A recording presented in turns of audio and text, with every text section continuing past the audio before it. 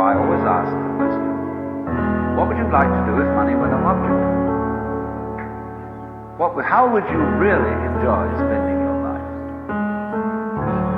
Well, it's so amazing. As a result of our kind of educational system, crowds of students say, well, we'd like to be painters, we'd like to be poets, we'd like to be writers, but as everybody knows, you can't earn any money that way.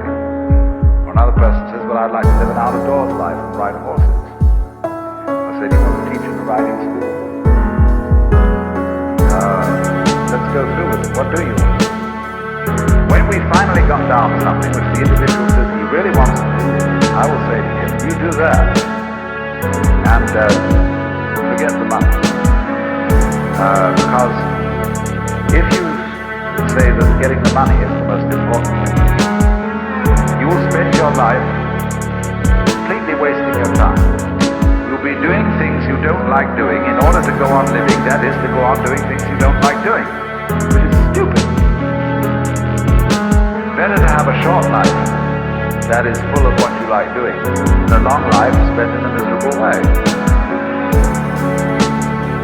And after all, if you do really like what you're doing, it doesn't matter what it is, you can eventually turn it, you could eventually become a master of it. The only way to become a master of something is really with it. And then you'll be able to get a good fee for whatever it is. So don't worry too much.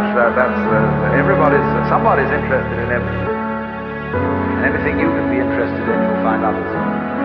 But it's absolutely stupid to spend your time doing things you don't like in order to go on spending things you don't like, doing things you don't like, and to teach your children to follow in the same track.